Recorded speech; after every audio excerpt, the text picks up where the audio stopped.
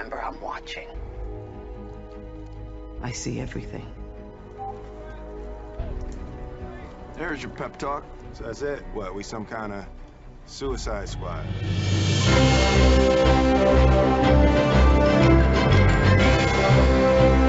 Hey there, Enthusiacs. Welcome back to Hero Talk. I am your host, Judge Greg. Joining me today, I have Brian, the Black Dragon, and Goose. Guys, welcome back to Hero Talk. Thanks. Hello. Happy to be here. All right, today our topic is Suicide Squad, the 2016 superhero film based on DC Comics. It's their answer to Guardians of the Galaxy. Let's just be honest about it.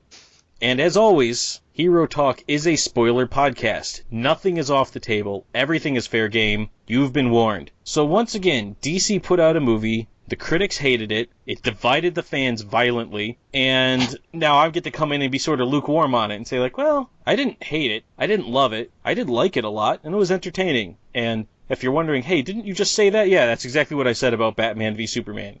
In the long, I feel like maybe we judge DC movies a little too harshly because their characters are like 1,000 times better than the Marvel characters, so we expect more.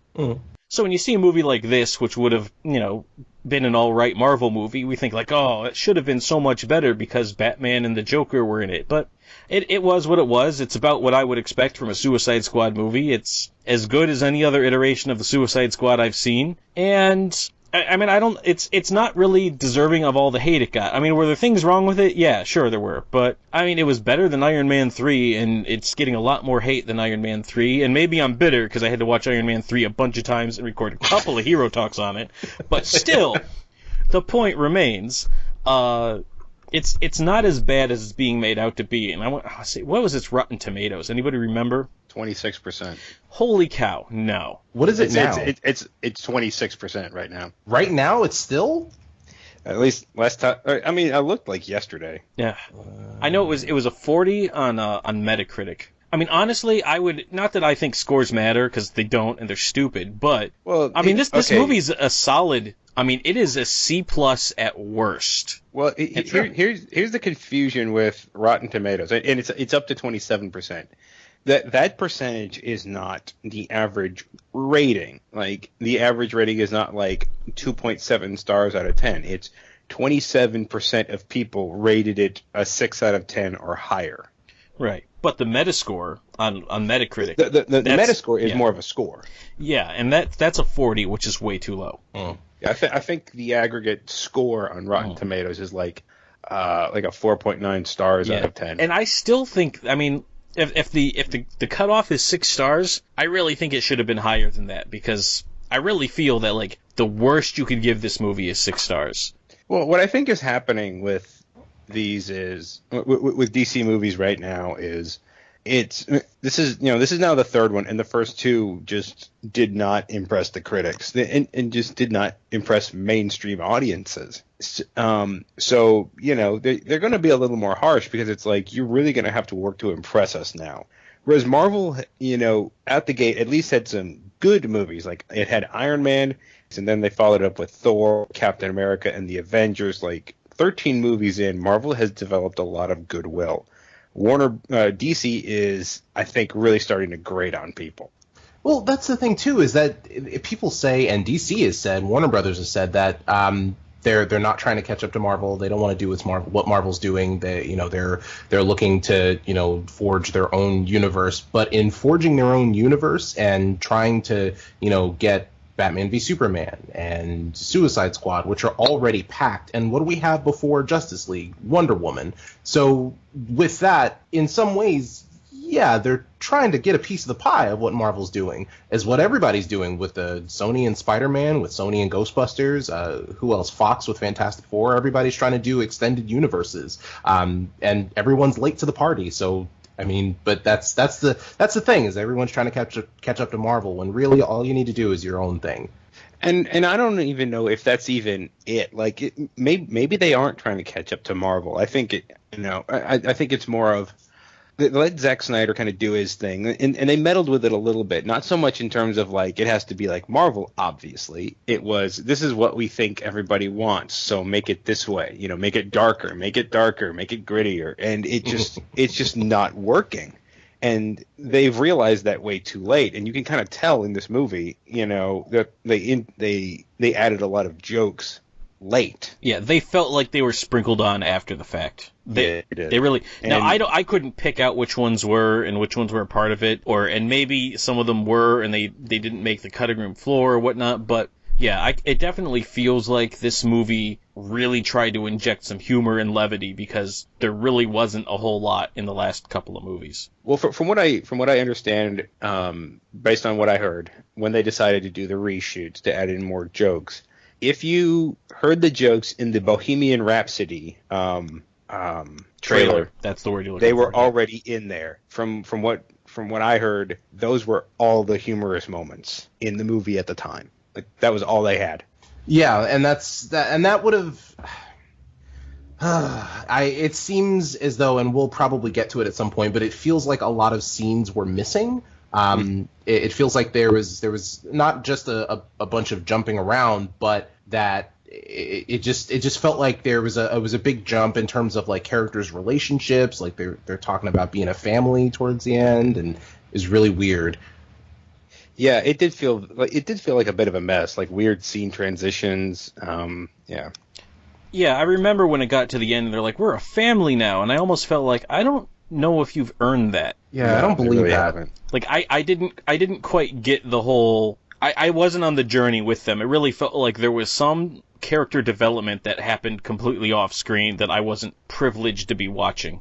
And it was either cut character development or they just kind of forced the "we're a family" thing, because you can tell they focused a lot more on Deadshot and Harley Quinn and as Amanda well they Waller. should. I mean, if we're being honest, but yeah. But my point is, like, you don't see enough of the supporting characters to justify the family feel. Like, I got that from Guardians of the Galaxy because all 5 of them, was it 5? No, 4? 5. 5. Thank you. Yeah. All 5 of them kind of shared screen time and had something to bring and really helped out. So you can kind of see how the cohesion came in. Whereas, like Killer Croc didn't have anything to do until the very end. Yeah, Killer Croc felt tacked on. Captain Boomerang, I wasn't really feeling. Me neither. The character I found I actually liked a lot, who I thought was just going to be the throwaway character, was El Diablo.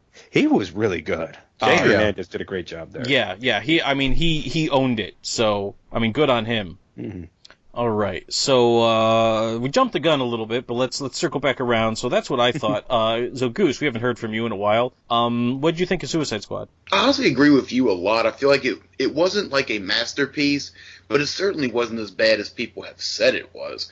I had a lot of fun when I went to go see it, and what I feel like they did the best, and this is something I even felt like they did better than Batman v Superman, is that it didn't so much feel like the typical DC dark, but it didn't feel like they were trying to be overly light either.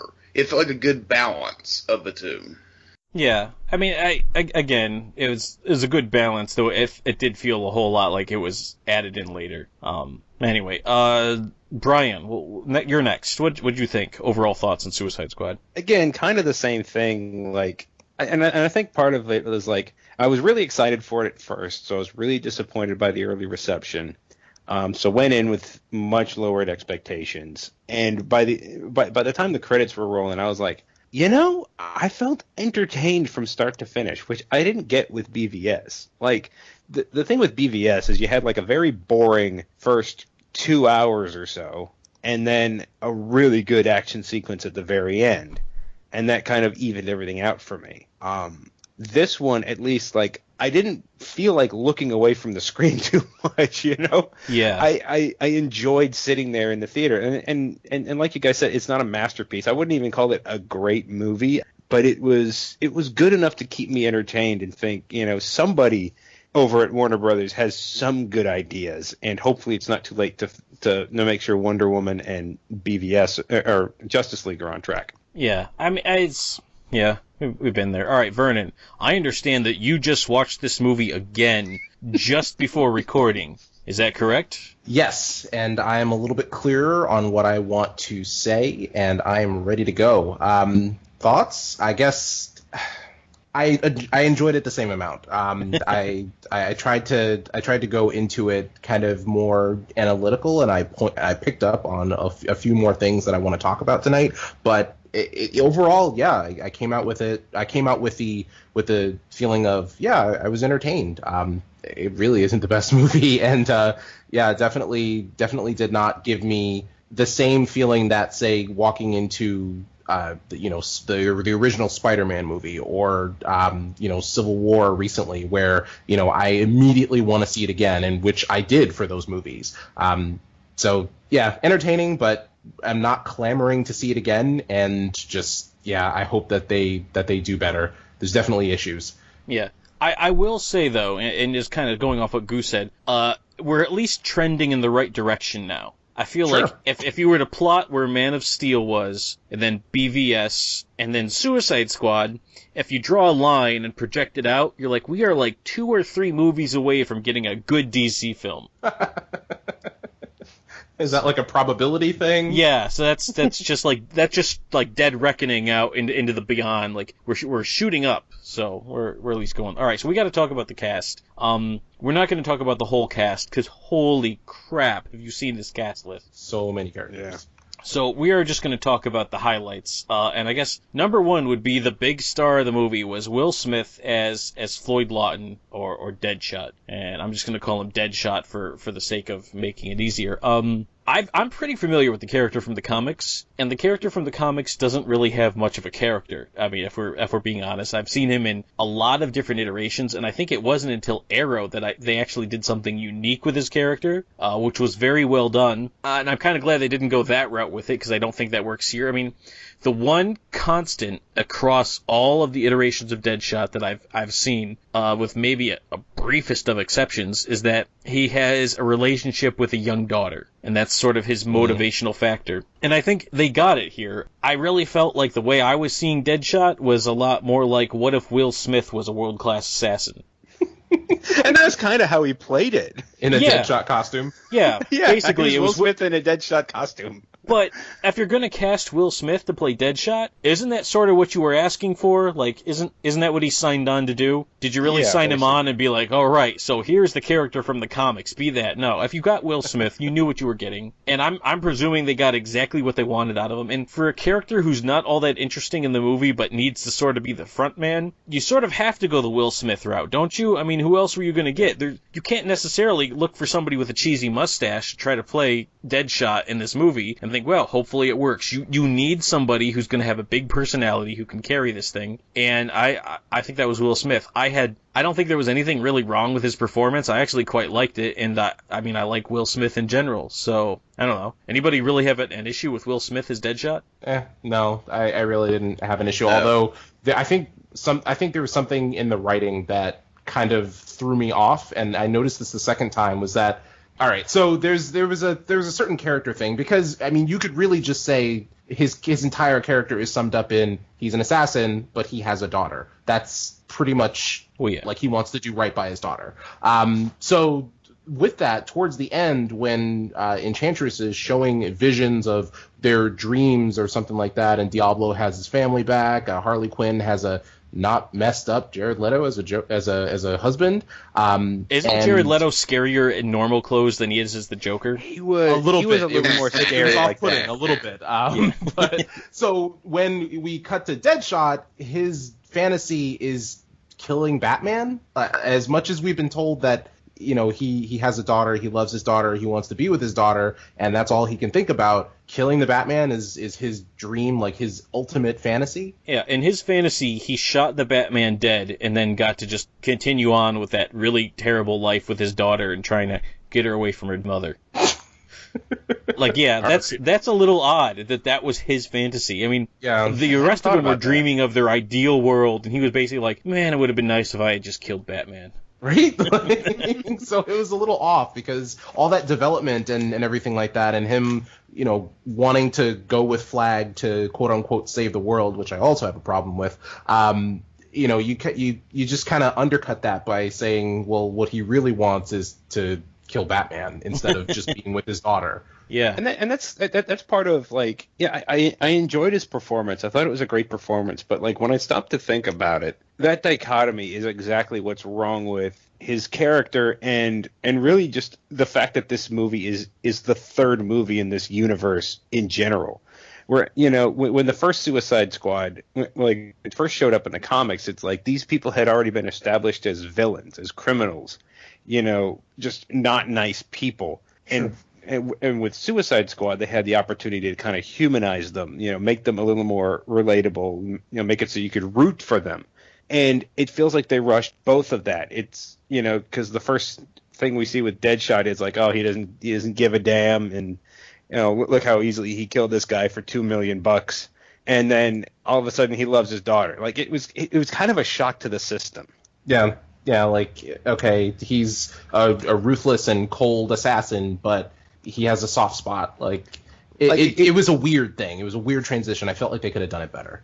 It would have been so much more effective, I feel like, if we had one movie with him where, like in Batman, where, like, in a Batman movie where Batman catches him and, like, you absolutely just don't like him. But then we get this movie where we actually see some redeeming qualities, and it gives us a motivation. It gives us a reason to root for him in the movie.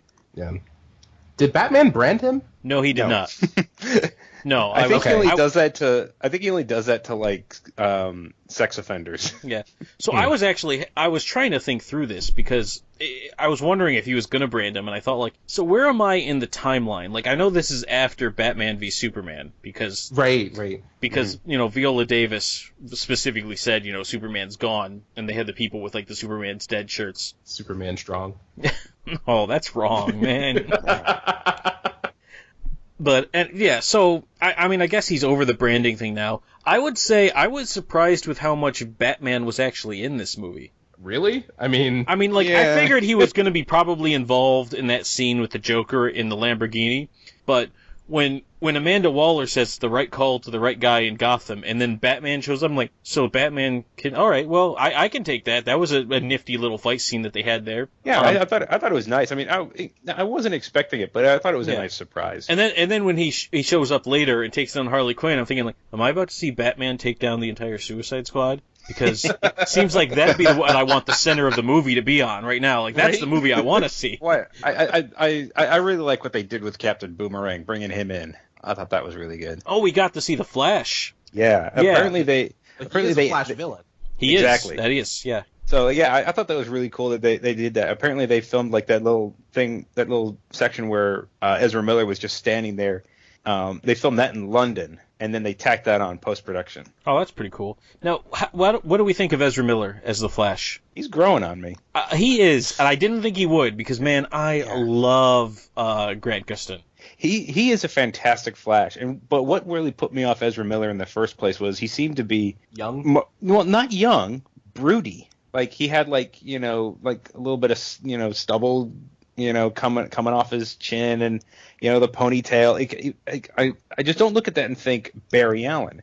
And that's the exact look they had in the videos in BVS. Thought, what is going on here? And then they showed him in the clips, the Comic-Con footage from for Justice League, and I thought, okay, that's what I want him to look like. Yeah, I would say he is growing on me quite a bit. I'm right with you there, because originally when I saw him, I'm like, no, I already have a Flash that I like, and I guess they're taking him in a different direction. And I actually like that Ezra Miller and Grant Gustin seem to be, like, firing, like, these very well intentioned, these very jovial shots at each other during interviews.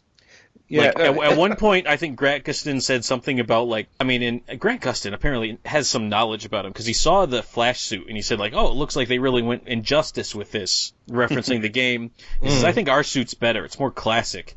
And then Ezra Miller recently just said, like, you know what? I think my Flash should race his Flash, and we'll see who wins. Yeah, he did say something about, like, looking forward to, like seeing him in the Speed Force. Yeah, he almost gave it in character. It was really, I would say it's bizarre, but I think I want bizarre a little bit with the person who's playing the Flash. Yeah. Sure, I don't mind it at all. Yeah. I need to see more of him, but Ezra Miller, fine. I haven't seen the Flash TV show, so but I always kind of had a problem with the fact that they're recasting the Flash, even though they have a popular TV show Flash here. But that's long past now. They're steamrolling right ahead, so I guess this is the Flash we're gonna get in the movies. Yeah. And, I mean, I think it'd make a really nice little touch somewhere maybe years down the line if Ezra Miller Flash accidentally, bursts into TV Flash's universe, and then you have two Flashes, and you just kind of, it's never going to happen, it's a pipe dream, but if I can wish for JLA Avengers, I can wish for two Flashes, so. I was going to say. Whatever you want. I was going to say. Well, the Arrowverse has confirmed the multiverse, so it's entirely possible. Yeah, it's plausible. This is just one of those universes. We just need one of these Flashes to run fast enough to get there. But no, I really enjoyed the Flash scene. It was nice to see the Flash sort of in action as much as you can see the Flash in action. But no, they go crazy, go nuts with the Speed Force on them, though. Yeah, that's the one thing I don't like about it is he runs and lightning is striking everywhere. Even when he's only moving a little bit, Yeah. I get when you're really booking it at full bore, you got lightning going everywhere, but when you're just turning your head really fast, should an arc of electricity be taking out the lights overhead? There's got to be a threshold for that, right? Well, and this is an extreme nitpick, I'll admit, but I really think the lightning should be yellow. Exactly. Yes. I'm glad you said it. I was not going to say it. I said I'm not going to be that guy. Isn't that Zoom lightning? Or is that just for the TV show? No, Zoom's lightning was blue, although in the comic book, Zoom and the Reverse Flash have the same lightning color, which is red. Oh, no, I mean, okay. In the comic book, Zoom and the Reverse Flash look and act almost exactly identical to each other. Interesting. They're more or less the same character, depending on which iteration of them you're seeing. But the bottom line is that I think the Flash's lightning should be yellow. However, if you're trying to distance yourself from the show, which is super popular, maybe that's one way to do it. Yeah, I mean, I feel like I don't care what color the lightning is. It just has to arc around the Flash. It doesn't need to be sparking everywhere. Yeah, but we'll see how it looks. I don't know. We're going really deep into about 2 seconds of this movie into the DCEU. Right yeah. All right, so next, so I'm gonna skip Harley Quinn for right now because I feel like what the Hero Talk audience really wants us to talk about. I don't know if that's true or not. I'm just talking out of my butt right now. Jared Leto as the Joker. Oh, okay. Now, there's no way around it. If you're gonna play the Joker, you got to be compared to all the Jokers past. And I think it's our official stance here on Hero Talk that the greatest Joker ever was Cesar Romero. And I don't think I'm speaking out of turn when I say we're all in agreement. He was the best. Mark Hamill. Yeah. He's a good voice, but man, Cesar Romero, the Latin lover, Brian. I need to go back and watch those again. But see, here's the thing for me, with the Mark Hamill joke, why it's so special is I grew up watching that cartoon as a kid, and I thought he was a pretty sinister villain, but it wasn't until Arkham Asylum that he really started to let go a little bit. I thought, oh my god, this guy's terrifying. I'll give you that. He's very good. And obviously, Jack Nicholson has his fans, and Heath Ledger won an Academy Award and was phenomenal as the Joker. And we'll talk about Heath Ledger in just a second. But it's really important for me that we're all in agreement that Cesar Romero is the best Joker of all time.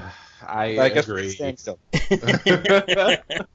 I'll agree so we can move forward. I can say he's the best live-action Joker. All right, I'll give you that. Best live-action Joker. Can we at least agree on that? I'll agree for now. All right. Yeah, but there's no way any person who plays the Joker from now until the end of eternity is ever going to get away from being compared directly to Heath Ledger. Yeah. So the bottom line is Heath Ledger was able to do something that I just don't think Jared Leto's ever going to be able to do. Is Heath Ledger basically, he diverged from the character in the comics significantly. The character we saw on screen in The Dark Knight, it was, other than maybe the name and some visuals, was strikingly different from the character in the comics. His skin wasn't bleached, and he was a little less, clown prince of crime, and he was kind of more of an anarchist, and well, it's grounded. Yeah, it was very grounded. meant to be However, grounded. whenever Heath Ledger was on the screen with somebody, every person he was on the screen with, you knew was in immediate danger. Yeah. Like, I don't know how, I can't explain why, but we are 2 seconds away from a magic trick where someone's going to die. You know, like it's just going to happen. You have no idea what's going on, and it really made me afraid of the character. And Hans Zimmer's score, like anytime he was threatening somebody, just like really intensified that. It really did. Spine, I mean, it was that spine tingling, just like,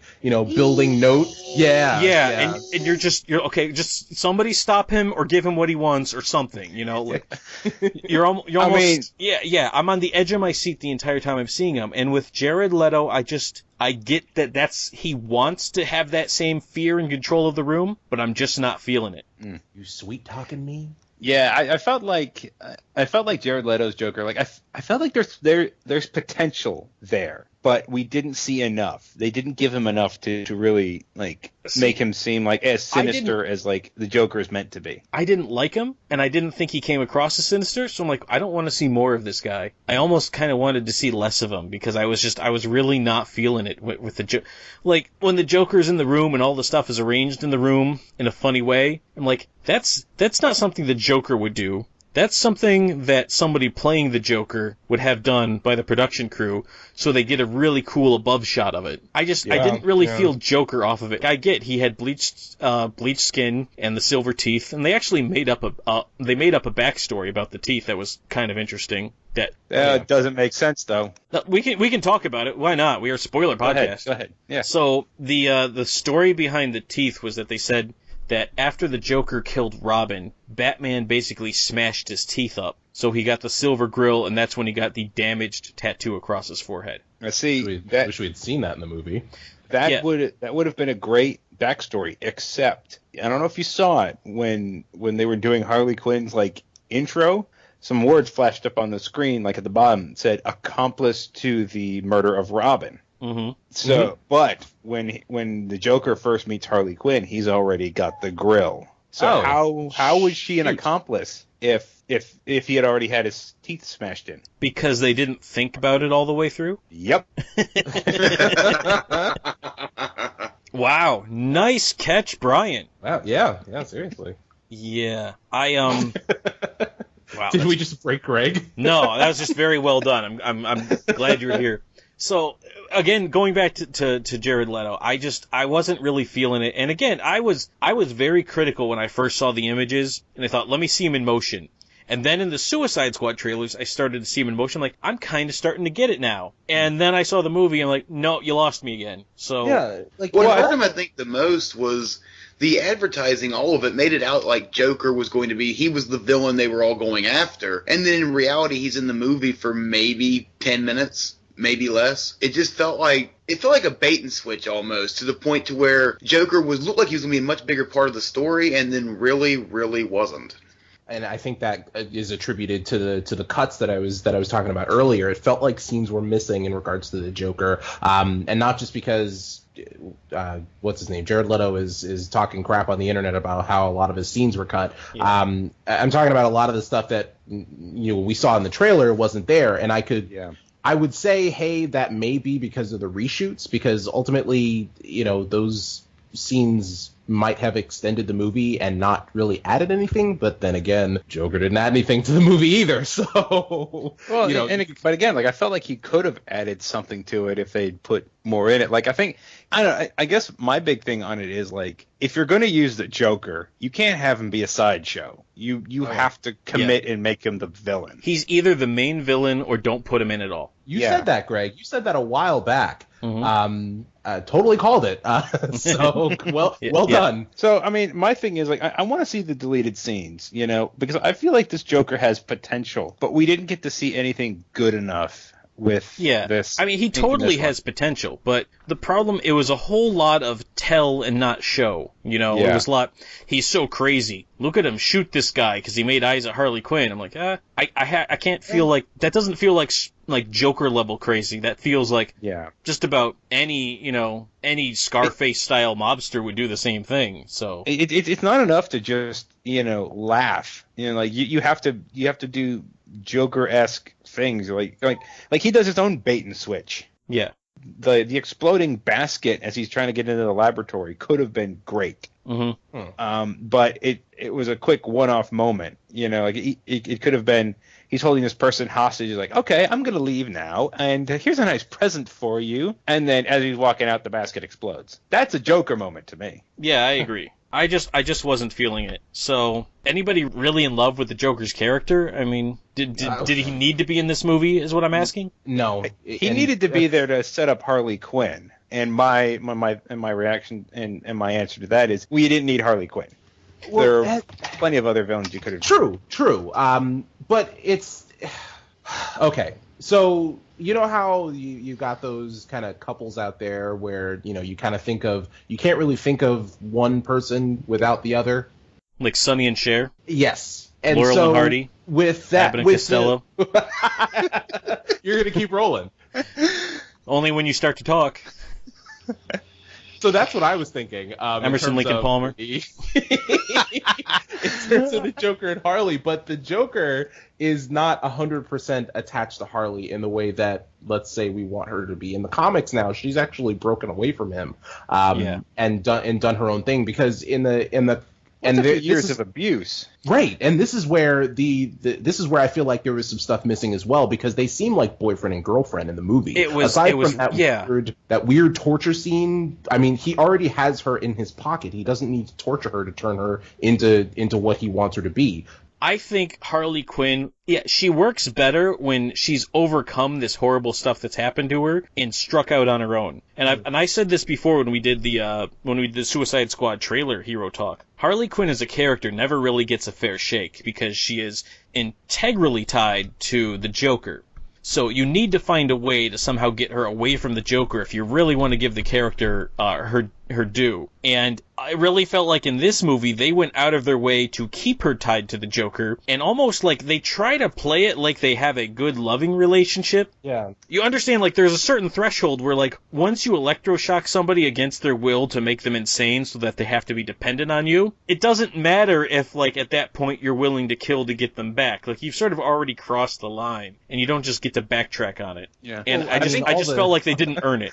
All the grape soda and bearskin rugs aren't going to fix that. Yeah, right. Yeah, I think from what I heard, like the scenes that got cut to the helicopter scene, he was supposed to have tried to kill her. Yeah, and then they get hit with a missile, but they kind of retooled it so that he's saving her life. No, yeah. I mean, or at least like the way I saw it was like the shockwave pulls her out and throws him back. At the very least, changed so it wasn't a murder attempt. Yeah. Yeah, but apparently it was originally the scenes were originally written to show a more abusive relationship that was more faithful to the characters, and I don't know why they felt they needed to get away from that. I mean, I can certainly understand if they're coming out being like, we don't really want to show overt abuse like this. It's not really, we don't want to try to make this seem light and funny. And well, I mean, then don't. Well, yeah, and then in that case, then like, don't put it in there. Like, allude to it, don't show it, and don't put Joker in here, and that way you can save him for his own movie where it makes more sense. Because thus far, every time I've heard about the Joker doing something, it's always been in the context of, I didn't get to see it on screen, somebody describes it to me, and I keep thinking, that's the movie I'd rather be watching. Yeah, pretty much. This is a movie about bad guys doing bad things. It was supposed to be. They really don't do much in terms of like bad guys being bad guys. You hear a lot about how there's such bad guys and these are the worst of the worst, and maybe they can do some good if we, implant trackers in their necks and put them on dangerous missions. But we never get to see that, and that's a theme throughout this movie. Including the stuff with that was cut out with Joker and Harley. If you're gonna go dark and gritty, it doesn't mean put it in the rain or make it actually dark. If you're gonna throw that stuff in there, don't half-ass it and pull back at the last minute. That's the thing. And I think are we still doing characters? I don't even know what we're doing anymore, but yeah, I think we have dropped the script, folks. We are free ranging it here on Hero Talk today. In that case, if I could just mention something about the story, it is way too big for the Suicide Squad. I'll too give much you an stuff example. is going on. Sorry? I think too much stuff was going on. Yeah, and just as an example, what Deadpool did was very contained. He's trying to reverse. Deadpool was in this movie? And man, I knew that guy broke the fourth wall, but this is breaking a whole lot of He broke it too much. He actually used the speed. Oh, you know he's harassed Batman. Come on. Well, that's the thing, is that he's trying to save his girlfriend, and he's trying to reverse what happened to him. This isn't a world-ending thing. He's going after stuff for his own gains, his own personal, I guess, appeasement. So when you come over to this, the Suicide Squad, which I've read a couple of the comics, and I actually saw, I don't know if you guys are familiar with Batman Assault on Arkham, the animated movie. Yeah, but that on was my list a lot of things to talk contained. about. Yeah, like that was a lot more contained. It was in It was Arkham a very Asylum. specific story, yeah. And also, I believe that movie featured a sex scene between Harley Quinn and Deadshot, in which, at the point of orgasm, Harley Quinn yells, Yahtzee. I mean, that's what you want. Like, Yeah, I'm not making that up. That's a thing that happened. I watched that movie on a plane, and I turned it off at that point. I'm like, yep, we're done with this.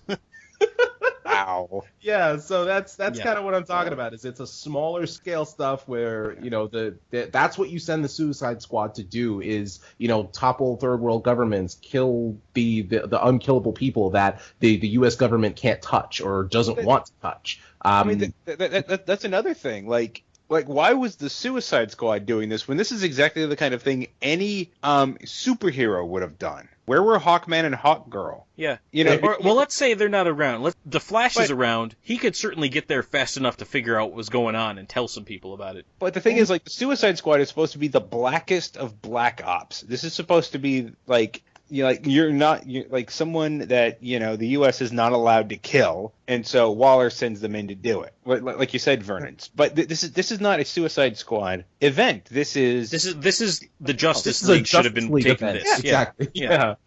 Yeah, you don't send them in to save the world. You send them in to kill people or Now, destroy I could labs, see something. sending them to get Amanda Waller while the Justice League is trying to deal with the Enchantress thing, but the idea that they would stop and then go fight the Enchantress thing is kind of outside the realm of what I want the Suicide Squad doing. Yeah. So anyway, I think one more point on the Joker before we move on, and this is kind of important. So we have established in this cinematic universe, Batman's rule on not killing is really more of a loose guideline. How is the Joker alive? That has been brought up before, and I don't know. I have nothing for you. Like, when he's chasing the Lamborghini, why didn't he just unload on it with the mini cannon like he did on just the random LexCorp employees, Like, I think what happened was he got the what I gleaned from at least the Ultimate Edition of BVS is he did not kill before, and then watching Superman just demolish Metropolis with Zod, the switch in his head, and he got a lot more brutal. So he started using guns on people. A lot more murdery, really. Yeah, he got a lot more murdery. And then when Superman died, he says, I'm going to honor him in death the way I did when he was alive. I think that's him reestablishing that no killing rule. Because we did establish that the Joker had killed Robin before BVS. Yeah. Before he started killing. That's why he didn't kill the Joker. He just beat the crap out of him. Although we're honoring Superman, who killed Zod twice now. Because he had to. Because he absolutely had to. In both cases, there is no reasoning with Zod. He had to kill him to stop him. Yeah, I still think it's a little odd and kind of. It's at least worth pointing out. So anyway, I'm done with the Joker. As far as I'm concerned, there's no more Joker in this podcast. Okay. So we're going to talk about Harley Quinn. I'm sure the Joker won't come up at all. So, all right. So Harley Quinn, played by Margot Robbie. I think I knew her from Wolf on Wall Street. That sounds right. Was she in that? Yeah, I think that was her big breakout role, Wolf of Wall Street. Yeah. So I actually really, really liked her in this movie. I think she was really good as Harley Quinn. My only issues with Harley Quinn are the costume. It's just, I don't really, if you're going into, basically it came down to the fact, I'm like, why is the bottom of her butt hanging out of those shorts? However, then I watched the Olympics the other night, and the bottom of Allie Reisman's butt's hanging out of her shorts, and the bottom of Simone Biles' butt's hanging out of her shorts. All right, well, if she was a former gymnast, maybe she just likes the bottom of her butt hanging out of her shorts. She's used to it. So I've let that Looking point go, but the fishnets, they seem a little overt, and I understand I am treading into some land I do not want to go into right now. Like, I don't want to be there. That's not where I'm comfortable. So we're gonna go ahead and back off of that. But it felt to me, and my wife even said the same thing. Like the costume seemed a little overtly sexual, especially when it's compared to the rest of the cast around her. Well, especially when she pulls the original costume out of the box. When they're doing their whole everybody's getting their stuff sequence, she has the costume that the character wore, for example, in the animated series. Yeah. So I saw that, and then it was like, so why didn't you go with that one? Now, I feel want to like be that clear. was more fan service. I don't Yeah, want to that see was. that costume. No, That costume's I wouldn't either. ridiculous. And I even said, like, from the waist up, I get it. I get the Harley Quinn that they were going for. It's the booty shorts, the fishnet stockings, and the crazy heels. And that makes me stop and think, I'm not really sure what you're going for here, but that doesn't say Harley It did Quinn to seem me. a little much. What they should have done is take like the color scheme of the shorts and like bring them down to her calves. I would have been, if they were like more like feel capris I feel or like that's tights. I think I that feel would have like been that's good absolutely combat perfect. attire. Yeah, You know? I mean, this is what I say. I don't really so much care what the people wear if it matches what they wear in the comics, if it matches different interpretations. I've said this every time I've critiqued a costume that somebody wears. It must serve the character, and from the waist up, I got it. From the waist down, I don't think it served the character. I felt like it was there to serve me. Yeah, I agree with you. Like I hadn't really thought about it much, but I agree that like the bottom part is what's inappropriate. Everything above was actually was kind of cool. I liked it. I mean, like I said, from the waist up, I really thought they nailed the character. From the waist down, like other than the color scheme of the booty shorts, it wasn't Harley Quinn to me. It was something else entirely. Yeah. Well, the only real problem I had with Harley Quinn was the accent. It seemed to be turning on and off as they I love that they accent. moved through. Oh, I was in love with it. If you're gonna do it, then do it. Like commit to it the whole way through. But she broke out of it. She's Australian. He just slipped a lot. Oh, okay. Yeah. Then I guess I can accept. I liked it. So anyway, and this is worth pointing out. So I went to see this movie with my wife, and my wife has not had a lot of experience with Harley Quinn as a character, basically only from the Arkham games, and she hates Harley Quinn. And so she actually got to see like more of the backstory, and the backstory's fairly spot on with the comic books. So she saw it and she's like, I didn't know any of that stuff about Harley Quinn. I like her a lot more now, except I didn't really like the costume. That was her impression. Yeah. Well done. I'm That's sure fair. she'll be That happy. sounds fair. Yeah. And yeah, it was really well done because my wife loved this movie. I feel like I wish I could just see the movie through her eyes because she doesn't go in with all the baggage I bring in with me. So I'm not nitpicking at everything. Although, Well, here's the thing. My wife didn't bring in that baggage either, and she liked it less than I did. so I don't know. Maybe it depends. My wife ended up saying like there was action, stuff was blowing up. I don't see what else I could have wanted. So. But my wife doesn't have any baggage either when she's coming into this. She barely remembers Batman v Superman and liked it about the same amount as I did. Yeah. Well, there we go. I figure since we're all seeing it with our wives. Goose. No. I think Greg and I are just getting cynical in our old age. Yeah. So, but anyway, now I kind of feel like we're nitpicking an awful lot, so I'm going to take us into a direction where I have nothing to nitpick. Viola Davis is Amanda Waller. Anybody have any arguments with that? Yep. None Nope. whatsoever.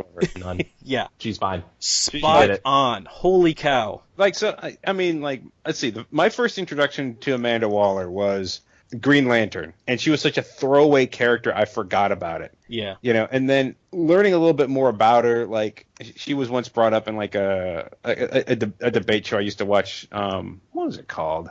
Anyway, and I heard, like, she was a little more stone cold. Like, the impression I got was, like, Nick Fury, but a little more heartless. Yes. And then they brought in an Amanda Waller in the Arrow show, and my biggest problem there was like, she got the ruthlessness down, but nothing about her said she had that the experience that gave her that cynicism.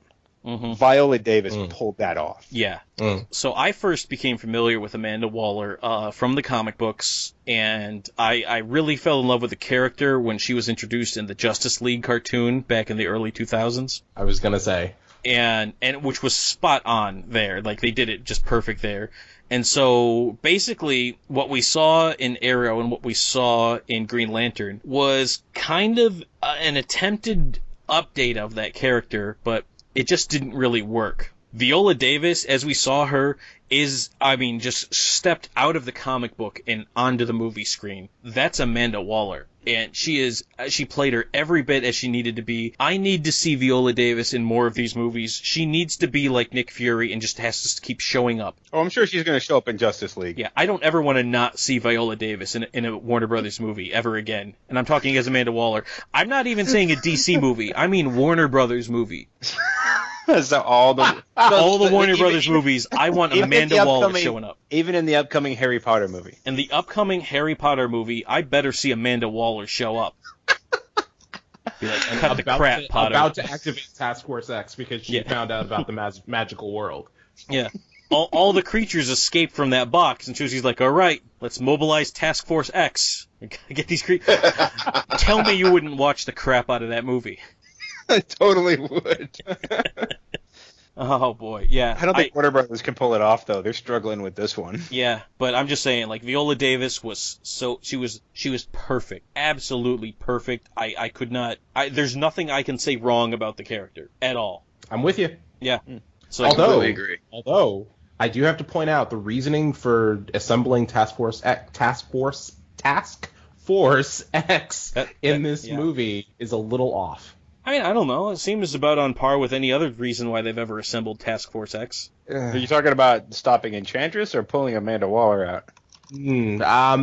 Just the reasoning in general, the pitch. What if Superman came down and ripped off the White House and taken the president? Who would have stopped him? Not Task Force X. So, because remember, these are all people who've had their butts kicked by Superman several times. They've been caught by somebody. In the cinematic universe, they've been taken down by Batman and Flash. I mean, Katana's sword may have some kind of use against him, so she may stand a chance if it was a throwdown between the Suicide Squad and Superman, but. None of those people are taking on Superman. No. Although to point out, you said Batman brought all those people in. It was revealed in an interview that Slipknot was actually captured by Wonder Woman. Okay, I heard he was joking. Like I count that as fact because I like that. I don't think Wonder Woman could get strangled by a pansy like Slipknot. Yeah, so poor Slipknot. Adam Beach, I love this actor, by the way. He's a good actor. He is so good. I love seeing him in everything he's ever been in. He is just phenomenal. And he gets to be the sacrificial lamb. And in every iteration that I've seen of Suicide Squad, at some point, it's almost an overused meme. At some point in the course of the movie, somebody's going to presume that the things in their neck aren't real, and they're going to try to walk away. And that is done exclusively for the reason of having their heads blown off so that we can see that the threat is real. And so when I saw Captain Boomerang setting up Slipknot, I'm like, he's the sacrificial lamb, isn't he? And you really didn't see Slipknot much in the marketing. Like, they gave him his own little, title card in the commercial or whatever. But in the marketing, where there's a lineup and that little circle or whatever picture where they had the important Suicide Squad members, he's nowhere to be found. Yeah, pretty much. Yep, that's why I sort of thought. Between that and the fact that he gets introduced so late in the movie, I always thought right there, I wonder if they're going to kill him off. Yeah, I wonder if kind of a throwaway introduction, too, and there's Slipknot, the man who can climb anything. Slipknot, yeah. It really was. And if we're talking about that, we need to talk about Katana. All right, so let's talk about Katana. Yeah. So Katana was played by Karen Fukuhara. She has been in... What has she been in? So I have no idea what else she's been in terms of... Her IMDb page, this is it. I'm not even kidding you. It's Katana in Suicide Squad, and then 4 appearances on talk shows as herself to promote Suicide Squad. Well, you're going to like this. She's been on Movie Surfers on the Disney Channel. No kidding. Are you serious? So, that's a thing? I guess we need to take a shot. It only counts if it's Disney Junior. Is that Disney Junior? Okay, never mind then. And then, Suicide Squad. That's it. Huh. Wow. All right. It's on her IMDb page. I'm on her Wikipedia page. Yeah, I'm just checking out her Wikipedia page too. As a member of Movie Surfers, I don't even know what Movie Surfers is. Well, that might have. Okay, so that. This show has not been around in the time when I have had children, so I am. I'm off the hook for not knowing what this thing is. Okay. All right. So then, unfortunately, her character, while cool, does not get anything at all, really. Yeah, now, she shows up. She's awesome. She's basically a one-man wrecking crew for the Suicide Squad, and she has this amazing sword that steals people's souls, that has her husband's soul in it. And again, they introduce her, and I think, that's a movie I'd rather be watching right now. Well, like, they give her 2 sentences of backstory, and then they show her killing someone in a flashback. Don't get killed by her. Her sword steals the souls of its victims, and then later on, it's like, oh no, don't worry, she's just talking to her dead husband. That's it. Like, there's not much else there. Yeah, no, I agree. I really felt like there should be more to this character. Now, I don't think she shows up in Arrow, and thus far she hasn't been killed off to make room for this character. But in I think Arrow, she's kind of disappeared for a while. Yeah, for now. In Arrow, they at least tried to make an attempt to give her some story to herself, although the whole dead husband thing never really... But wait, we're not talking about Arrow. It's just, I really felt like this was a character I would have liked to have seen much more of. And I think you could have maybe taken the Joker's screen time and given it to her, and I would have been okay with it. Yeah, and your dog is with me on this one, so that's how I know I'm right. Oh, definitely. No, and again, this is my problem with like doing an ensemble movie this quickly. We haven't established any of these characters, so we have to spend half the movie establishing them. And a lot of guys get a lot of them get their backstories or whatever, just tossed aside. Yes, I agree with you and your dog on this point. Sorry, my wife, you guys are... The biggest problem with Suicide Squad is that the whole time we were watching it, we're all just thinking, okay, that'd be a much better movie I'd rather watch for like half the scenes. Yeah, and the thing that Marvel does smartly is that they give us those movies first. They're not Marvel. They're not. But here's the thing: is Batman and the Man of Steel movie and Suicide Squad, they're functioning under the assumption that this is an established universe and that people can just start showing up in your movie and everyone knows who that is, and that's wrong. But then why have half the movie establishing those characters?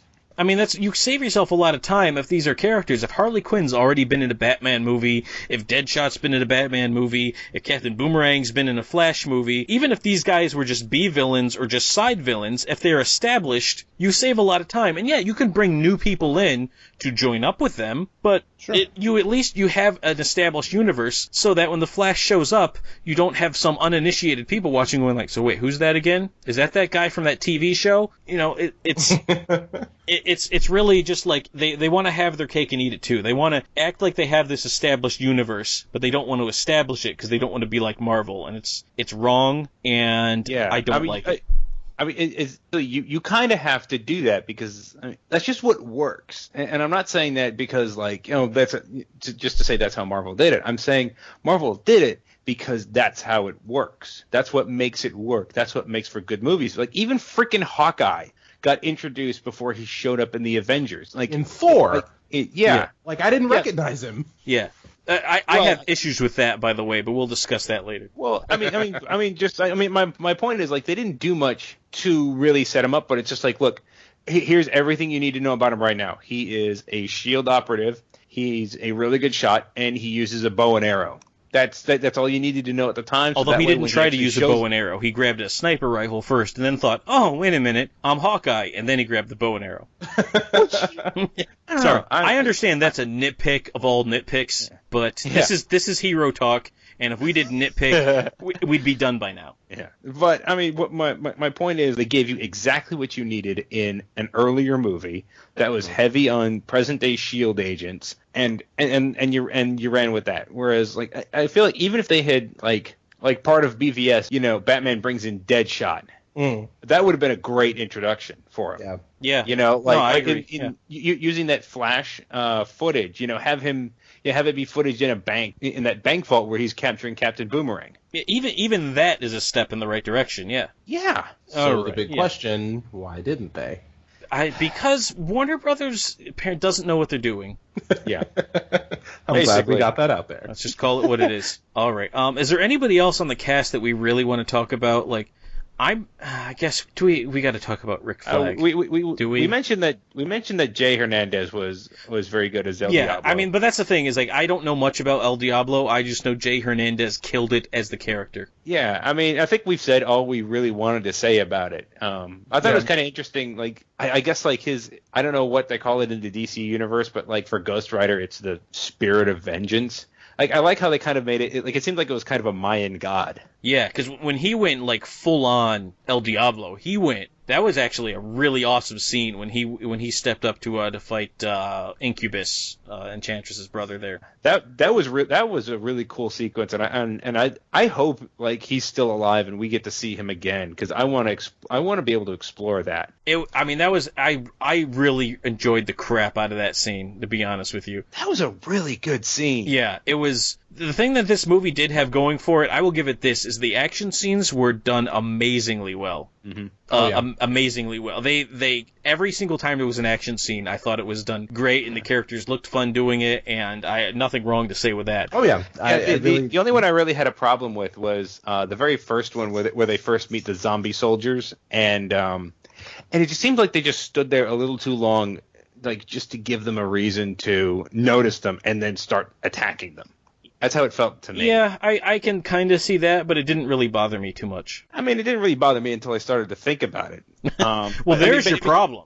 Well, I mean, even like the fight itself, at least like the first time I saw it, maybe it was different because I went to go see it in IMAX 3D later, but like the first time I watched that fight, it just seemed very stiff. Like it wasn't choreographed very well. I kind of think stiff worked in that fight scene. I agree, it was stiff. I just kind of thought for that particular scene, stiff worked.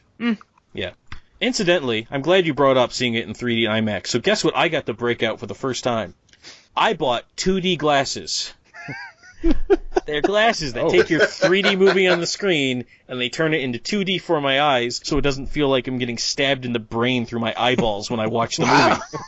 Oh, okay. I thought you were joking. No, straight up. I bought 2D glasses. They are amazing. Wow. Because, like, the movie times for 3D gets all the good times, and 2D gets the leftovers. And I'm like, I want to see this movie, but, like, the only good times when I actually could have seen it when I had the babysitting available was during the 3D shows. So I said, well, screw it. So I spent $15, and I got 2 pairs of 2D glasses designed specifically to turn the real 3D into 2D, and I watched it that way, and it was great. That sounds pretty cool. Yeah, that is cool. Yeah, I mean, this has just opened up my world, because I have to go out of my way to avoid these things now, and now I don't have to. Now I'm just going to bust out these glasses whenever it's time and go to the movies like a normal human being. You just pay extra for the 3D I just get to pay for the privilege of going when I want to go instead of going when I don't have to. Right? Yeah, I'm trying not to think about that part. Trying. Can I just bring up something about the Batman cameo that it was kind of funny to me. Sorry? Which Batman cameo? Where he takes out Deadshot. Okay, that one, because there were 3 of them. So. Oh, right. So the first one where he confronts Deadshot and he's like, "It's over, Deadshot. I don't want to do this in front of your daughter." And I'm like, but why did you jump him in front of his daughter? That was exactly my thinking. Like, wait, then why are we doing this right now? Why didn't you wait till he's done? I feel like he just sort of did that for leverage. Like, maybe he won't fight me back in front of his daughter. As it turns out, she was really the deciding factor in that fight, so he's not wrong. I guess, but, like, she could have easily been hurt. Yeah. I don't know.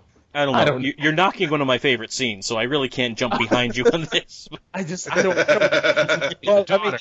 For me, it was that one little line that just kind of felt off, but the rest of the scene was excellent. Oh yeah. I just thought that was really funny. Yeah. All right. So, I'm done with the cast unless anybody really wanted to talk about Captain Boomerang. Nope. No. Or Croc. So we're just gonna move on. Croc could have had more time in the movie, and maybe he could have been more important. But it really just felt like he was there to round out the crew, and and they're like, "Oh, we got to go underwater," and Croc's like, "Oh, well, now we have a reason to have Croc here." I guess it was very shoehorned in this movie, and I don't think he really needed to be a part of it.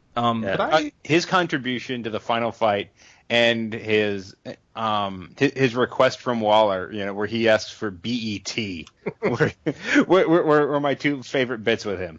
Yeah. He didn't even want cable, mind you. He only wanted one channel. There's a lot of good programming on BET. I mean, there is. No, trust me, there is. There are many worse channels he could. It's not like he asked for A&E, you know. Yeah. He asked for a channel with a dynamic programming schedule, and so I get that, and I respect that. But it just was odd that he didn't say I want cable. He said I want BET. It was weirdly specific. Yes. But if I could, like... Hey, maybe he wanted to watch that Black Panther cartoon. That was an awesome cartoon. Holy cow. Did anyone else see that? No. Oh, come on. That was amazing. I have it on DVD. It was great. Maybe I'll check it out. Oh, yeah. I don't doubt that. Jamon Honsu's a good actor. Oh, yeah, he is. Oh, scary good. All right. So when you get into the movie, I felt the first act of this movie suffered with about the same thing that the first act of Batman v Superman did. And it kind of calls back to what we've been saying the whole time. If you don't have established characters that you're pulling from already, so you need to try to establish these characters in the first act, the editing is going to be all over the place. And I felt the same way with this, that the editing was just all over. Now, I don't even mind the art style that they kept doing when they introduced these people. I thought that worked for this movie. It was fine. It was really good. Yeah, it's just that they were all over the place. So I'm like, how... You know, when did Batman take down Deadshot? Was it before? Was it after BV Superman? Like, when did this Joker stuff go down? I'm not 100% sure. You know, how long has Croc been there? Who are these other people? Like, it was really kind of odd trying to determine in my head a timeline of over how many weeks or months has this sort of been culminating. Like, how long has Task Force X been a folder on Amanda Waller's desk? And I didn't know, and I really kind of wish they had done more to either establish how long some of these people had been in, or when some of these scenes I were seeing were happening. Because I had the same issue with Batman v Superman, where there were times where I'm like, I don't know when this is happening.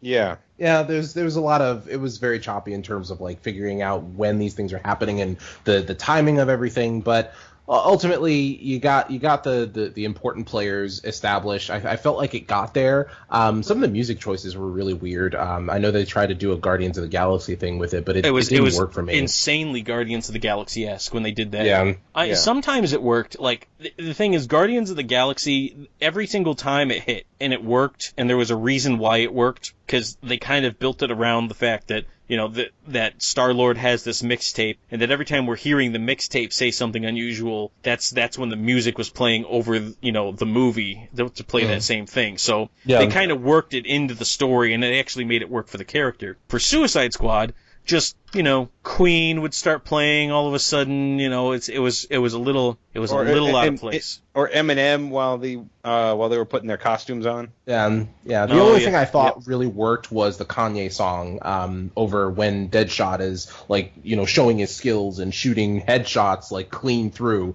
on the targets and everything like that. I thought that song fit. Yeah. That song worked. I am honor bound to never say that a Kanye song worked. Fair enough. Okay. Fair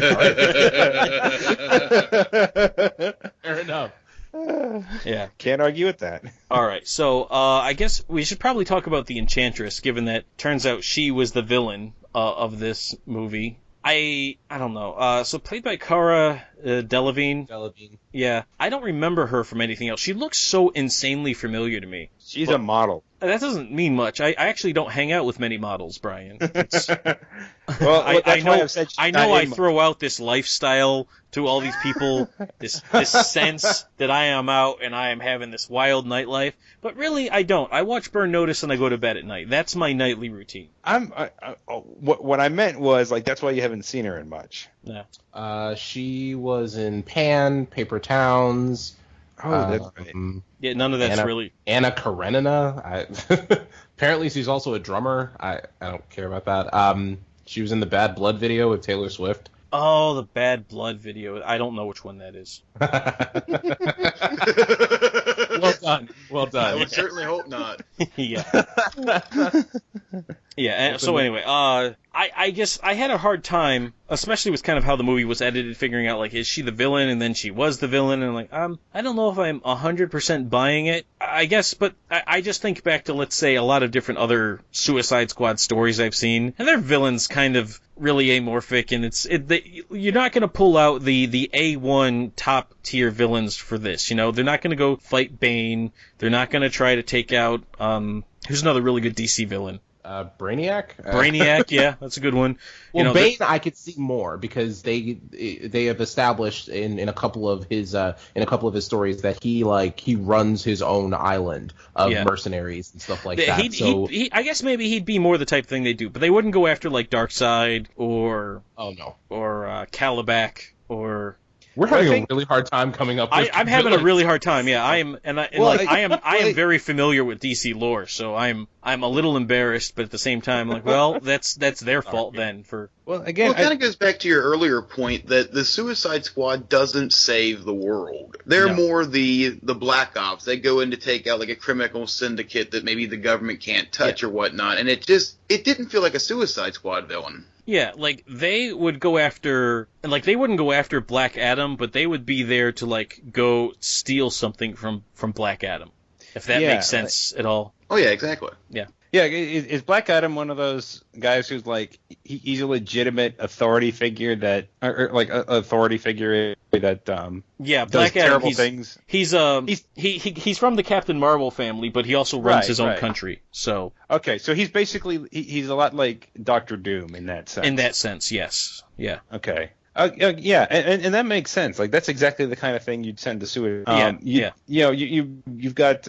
an evil witch trying to wipe out humanity. You send in the Justice League. Right. You call the Justice League. You maybe say something to Batman or put something in the newspaper in Central City or something. You know, you don't just send in Deadshot and Harley Quinn and hope for the best. You know. And was that blue portal in the sky that we see in every other movie? Like, what kind of machine was that? That was really vague. So what wasn't a portal, it wasn't a portal that we keep seeing. This was like kind of like an energy blast or whatever that slowly got bigger and then started reaching out. Oh, I'm sorry. Like the blue beam in the sky, like it's just like a blue streak or something like that that's in the sky that's very vague. Like ominous.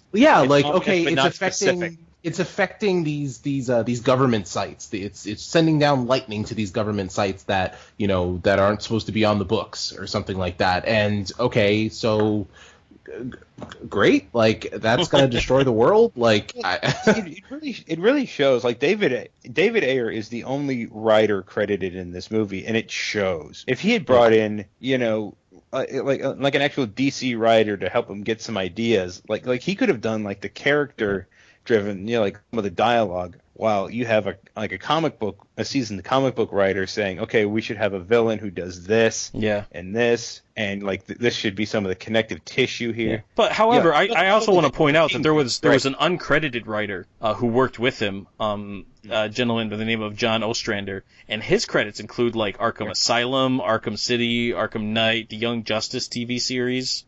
Okay. So I mean, we got to get to that show at some point. Yeah, he's got a pedigree, and so I don't know exactly how much he was involved, but clearly not enough. Not enough. To get I will agree. Which says a lot about how much input he really had. Yeah, we really needed to see something a little bit more cohesive. And I think it's safe to say we didn't quite get the cohesion that I would have liked to have seen. But I mean, there were good things. Like I know we've been nitpicking it, but I think before we actually get to the point where we score it and talk about our favorite scenes, there are some really good things that did come out of the movie. And one was Margot Robbie was phenomenal as Harley Quinn. And I hear talk there's a Harley Quinn solo movie in the works.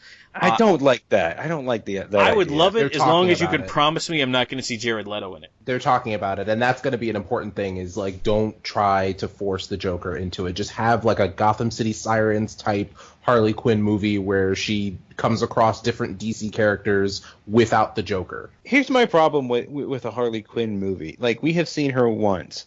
Maybe we'll see her one more time. Maybe even twice. But what Warner Brothers is doing is they don't even have any ideas for what they want to do with it, but they're greenlighting something that is popular and running with it, but without any plan of what they're going to do with it. Whereas I think Marvel has taken their time to like announce a Black Widow movie, not because they didn't think it would work, but because they didn't know what they would do with it. And now is it going to fit in the overall universe? Yeah, or what kind of story they would want to tell. Now they probably have a good grasp on what that is, so they said, okay, we're going to make a Black Widow movie. Yeah, and I'd like to see a Black Widow movie, but I mean, it took Yeah. How many years did it take for us to finally get a Wonder Woman movie? Which, incidentally, looks awesome. And, like, Wonder Woman is not a character I normally like. The last time I liked a Wonder Woman story, Linda Carter was in the tights. So, you know.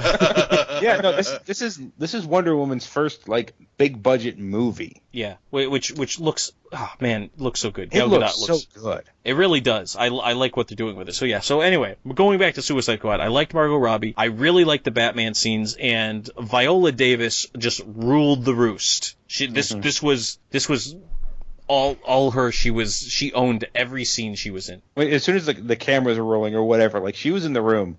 Like, I don't care, like, she had to be introduced in that little meeting, but it was still like, she gave this air of like, I'm the one in charge right now. Yeah, every single time she was in a room with people, even if she wasn't the highest ranked, you knew she was in charge. Yeah. Even when she's, like, brought in front of the Enchantress, you're almost like, somehow she's still in charge. I just know it. Yeah. Well, until those little tendrils came out, and then she looked scared. Yeah, that almost kind of bothered me, that they made her look scared, because in my head, Amanda Waller would be like, oh, you're going to tendril my face? Go ahead. Tendril my face, oh great Enchantress. And another thing I've read that's a really good point is, like, the Stinger scene. Like, she would not play nice with Batman. She would hold the fact that she knows he's Batman over his head in order to get him to protect her. Mm-hmm. Yeah, that seemed like she was a little bit more at his mercy than I would have preferred Amanda Waller to be. Yeah. Well, that was the whole thing, is that she was she needed to be extracted because she wanted to cover up her involvement. That's why she killed all those people in the office. And because, quote unquote, they didn't have clearance. But yeah, she wanted to, cover up her responsibility in this, and that it's partially her fault. So with that, if that got out, like, I'm pretty sure that's counted as treason. Well, getting him to protect her, yeah, I can see her, like, doing that. What I don't see is her handing over files willingly for that. I see her threatening Batman, threatening to out him. Okay. Yeah. She's more subservient here. Yeah. Yeah. No, I kind of get that, but okay. That's the script. That has nothing to do with Viola Davis. Yeah. No, I agree with you there. Yeah. That's just bad writing. Yep. All right. So I think it's safe to say that we've talked to this one to death. So now is the time on Hero Talk where we talk about our favorite scenes, and so I will go around the room and start with Goose. What was your favorite part of Suicide Squad? My favorite part of Suicide Squad was the scene where they're all gearing up, because upon further viewings there are a lot of different Easter eggs that I missed the first time. For example, Deadshot's rifle, you had a suit from Killer Croc from when he battled Nightwing, and of course we all noticed Harley Quinn's original outfit. Yep. And it really showed that not only that the people who made the film knew the Suicide Squad, but it felt like that they knew enough that you wanted to give them the reins of the movie. Now, granted, some of the rest of the movie may have fallen a bit flat from that, but this scene in particular was one of the first scenes that actually showed them as a quote-unquote team, as opposed to just having individual moments for the members. All right. Hey, good eye, Goose. All right, Brian, what was your favorite part of Suicide Squad? I think my favorite part was that scene in the city where, I gave it some flack for, they let the one team go, and then they just kind of hang around staring at the zombies for a while. Yeah. But the fighting itself was a bit stiff, but it was really cool to see Deadshot jump up on that car and just start shooting bad guy after bad guy as they're coming up, and, like, everyone behind him just stops to watch. Yeah, it was actually pretty cool to watch. Yeah. All right, Vernon, how about you? What was your favorite part? So, a couple of different. Okay. Wow. Came on strong with that one. Yes. So I do like the scene where it's just, they have all the guns on the table, and then it's Deadshot, and he's like, oh, these are really loaded, you guys must be crazy, and then he does his, like, his audition, quote unquote, and just starts shooting all the targets, all headshots, all fantastic, all great. And then the really funny thing, and my wife and I actually, like, turned to each other at this point, and it's just hilarious. I don't think it was intentionally for the people that made the movie. It's where it's another Deadshot scene where he's like, they're doing the briefing and, going into the mission and the explosives in their necks, and he just goes, so what? We're some kind of Suicide Squad? Roll credits. Roll credits, exactly. And my wife and I turned to each other, just burst out laughing and said roll credits. And so like it wasn't even that like, they meant it to be funny. It's just that, we found it funny. All right. Thanks, CinemaSins. All right. Yeah, now it's my turn. All right. So I had two favorite parts, which I guess really just mean one favorite part when I really think about them. So my first favorite part was the scene where Batman captures Harley, and my second favorite part was the scene where Batman captures Deadshot. So I think just Batman was just my favorite part of Suicide Squad. So Ben Affleck, hurry the hell up. Yeah, I think I just want a Batman movie. I saw this, I'm like, oh, wouldn't this be nice if this was the whole movie?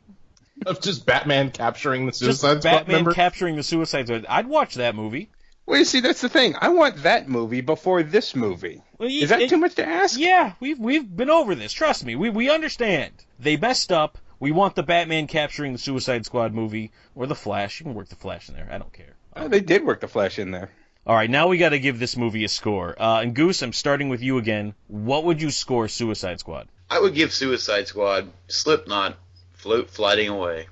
Oh, poor Slipknot. Moment of Suicide Squad's red shirt. Yeah. Poor guy. He never stood a chance. As soon as he rolled up into the scene after about a third of the movie was done, you're like, oh, this guy's not going to make it. I mean, like, no big graphical intro or anything. Just, oh, look, the man who can climb anything. He can climb anything. Like, oh, yeah, that's exactly who you need in case Superman ever goes rogue. A guy who can climb stuff. I hate that premise so much. That sales pitch was the worst. No, don't worry. He can climb some stuff. We're good to go. And all right, Vernon. All right, what would you score Suicide Squad? I would give this movie realizing that Harley has "Lucky You" tattooed just above her panty line. Does she really? Yep. Wow. Oh my god. Wow, man.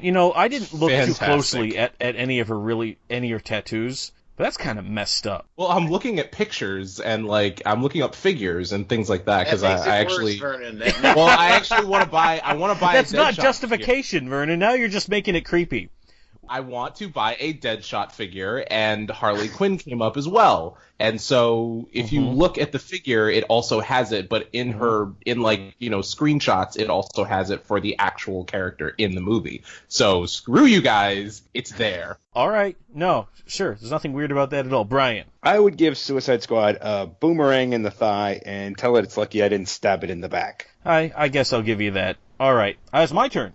All right, I would give Suicide Squad Joker's eyebrows just as soon as I find them, because they're not on his face. I'm pretty sure it's part of the reason why he's so damn creepy. Man, that's just it messed. I can't even take him seriously. Like, if he were to come and try to threaten me in real life, I'd be looking like, dude, you got no eyebrows, dude. Just can't you can just paste stuff up there for people. And he'd say something about all that chit chat gonna get you hurt. He's like, I didn't hear it, and you're like, sorry. I didn't hear a word you said. I'm too focused on the fact that Show you all my new toys. Yeah, I can't hear a thing you're saying, Joker, over the sound of your brow bones with no hair on them. It's messed up. All right. Now is the time on Hero Talk for final thoughts. All right, guys, you got 30 seconds. You got the floor. Goose, we start with you. Go. I feel like, and this is not necessarily just for Suicide Squad, but in general, way too often people either have a love it or hate it mentality. And if you're in the middle, you seem to be in the crosshairs of the internet these days. And if Suicide Squad seems to be really the first one I've noticed that has that problem. But the thing is, you can like something and not love it. You can hate something and not hate it enough to want to put it in a fire. Whereas they don't seem to understand that anymore. And I wish people would go back to remembering that is still a thing. Yes, I agree. The internet has ruined everything. The extremists have taken over. No such thing as middle ground anymore. Yeah. All right. Brian, you got the floor. Final thoughts. The DC universe has gotten off to a rocky start, and I felt like with Suicide Squad, I felt like there was a bit more effort, maybe misguided effort, but effort nonetheless to get things where they needed to be in terms of what's going to please audiences and fans alike. And I'm hoping with these upcoming origin stories they've got, or at least I think they're origin stories, like that's a good opportunity for them to build a solid foundation on something that they're trying to build already, you know? Yeah, I agree. All right, Vernon, final thoughts. Holy cow, you guys are like super serious about this. It's just awesome. I love it. So follow us on Twitter at Enthusiacs, because we're awesome. And you should talk to us about this and, give us your opinions. Yeah, hey, you can shout out to basically any of us on Twitter anytime, and we're usually pretty good about interacting with you, so that's good advice, Vernon. Hit us up on Twitter. All right, so my final thoughts. So I love listening to podcasts. I, of course, listen to everything we produce on this channel. And in addition, I've given shout-outs in the past to Girl Tribe Gaming. But today, I just want to give a shout-out to One Track Gamers. They're super cool. They're super nice. And John from One Track Gamers specifically said he was excited about the Suicide Squad Hero Talk. So, John, this one was for you. Guys, I think we're finally going to put this one to bed. I think we're finally done with the Suicide Squad Hero Talk. Thanks for joining me. Of course. Thanks for having me. Goose, you're not going to say goodbye, really? All we've gone through? I was muted. That's the best way to end it, right there. I don't know what else I could say. All right.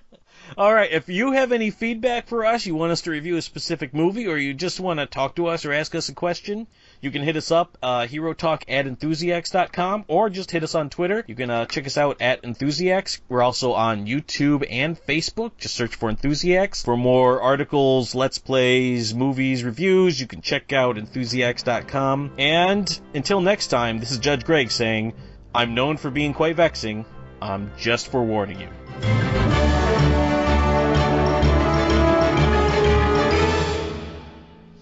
Well, should I talk like this? No. I think we should all talk like this. Hey there, Enthusiacs. Welcome to Hero Talk. After midnight. After dark. After dark. I am your host, Judge Love. We play all the jams. All right. Well, that's probably the stinger of the cold open right there.